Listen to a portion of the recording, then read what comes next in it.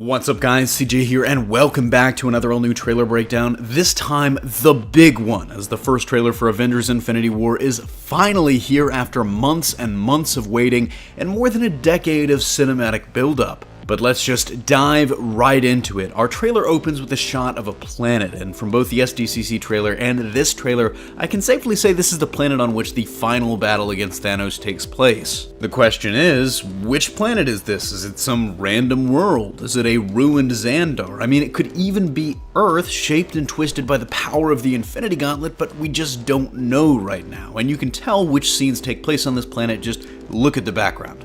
On that planet, we see a clearly worse for the wear Tony Stark, and we're not sure why he's crying, but in the SDCC trailer, we did see that he was tending for Spider-Man, who was really fairly wounded in the battle against Thanos, and maybe Peter's a casualty. In the next shot, we see Bruce Banner potentially just after transforming back into Banner from being the Hulk in the basement of the Sanctum Sanctorum after crashing through the ceiling, with Doctor Strange and Wong looking down on him. They're quickly met by Tony Stark and are there as events unfold in New York. What events? Well, it looks like the Big Apple itself will be one target of Thanos' invasion. On a school bus, we see that Peter Parker's spider sense activates as the hairs on his arms stand up, something that probably surprises him as much as us because it wasn't present in Spider-Man Homecoming. Just what activated it, you ask? Well, a massive ringed ship in the sky above Manhattan, which begins to spin, and we have very little info on what this ship is. It's our first time seeing this, but my guess is that's a portal of some kind, maybe a door for Thanos' Black Order looking for the Time Stone owned by, of course,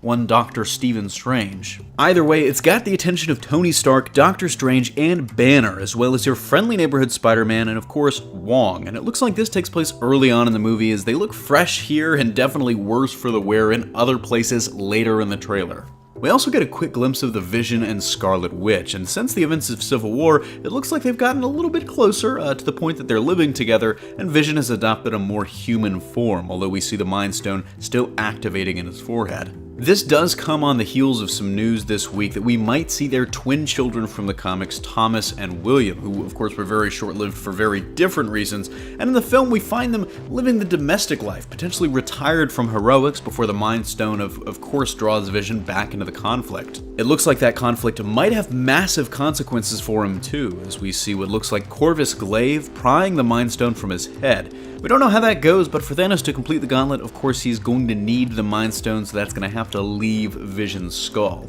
I've seen some speculation that because of the more human form Vision is adopted, he might just become a human if the Mind Stone is removed, but I think that's unlikely. I think that's just a projection he's presenting, as the stone isn't just what grants him powers, it's what powers him in the first place. We also see a pretty striking scene that very probably takes place early on in the film as well, as Loki, surrounded by devastation, steps over dead bodies and hands the Tesseract to an unseen being.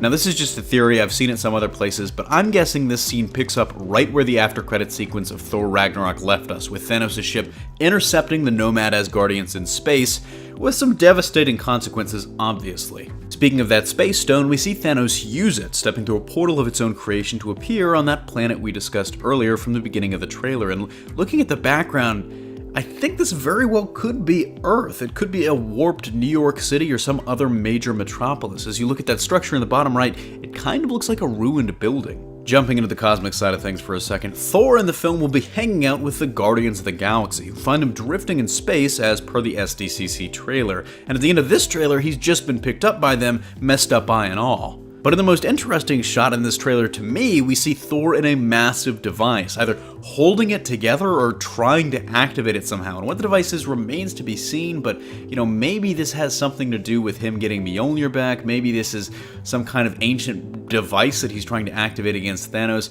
We just don't know, but clearly it is cosmic in nature. And I hear you guys like Captain America, so let's talk about him. In the trailer, we see one of the Black Order, Proxima Midnight, throw her spear, only for it to be caught by none other than a bearded, black-clad Steve Rogers. In the wake of Civil War, and now a soldier without an army, Steve is expected to become Nomad, an alter ego he held at one point after getting disillusioned with the US government, abandoning the Captain America name and uniform. And if you look closely at his uniform, you'll see that not only is it black and not red, white, and blue, he's actually ripped the star from the uniform and the Avengers patch on the side of his arm as well, like literally physically ripped from the uniform. But let's talk about Wakanda, as that seems like it'll be a major focus of the action in the film. Alongside Black Panther, we see Banner, the Hulkbuster, and presumably Tony, the newly blonde Black Widow, Falcon, and Winter Soldier all in one place, as well as War Machine later on in the trailer. I mentioned Tony there, but interestingly in the final lineup, we don't see Tony at all. We do see a suit, but as I said, that looks like War Machine. And if Tony wasn't there, which, I mean, isn't unlikely because we see him a lot of other places in the trailer, then the Hulkbuster earlier was either remote controlled or potentially, my favorite theory, piloted by Banner, who we saw standing next to its arm earlier on in the trailer.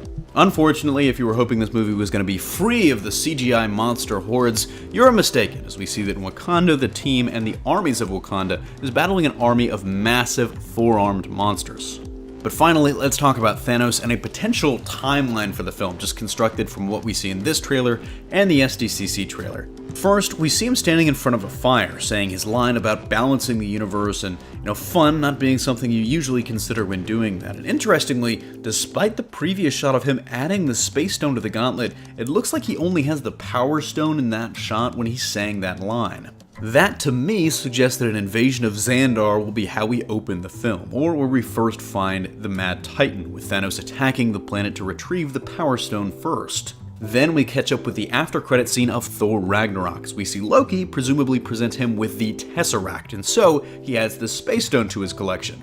However, in the trailer, we only ever see him with those two gems, even though we see the Black Order definitively corner Vision and at least try to take the Mind Stone. And that still leaves the Aether, aka the Reality Stone, presumably still with the Collector, the Eye of Agamotto, aka the Time Stone with Doctor Strange, and the Soul Stone, which is presumably what the heroes are protecting in Wakanda, though of course we won't know for sure until Black Panther releases.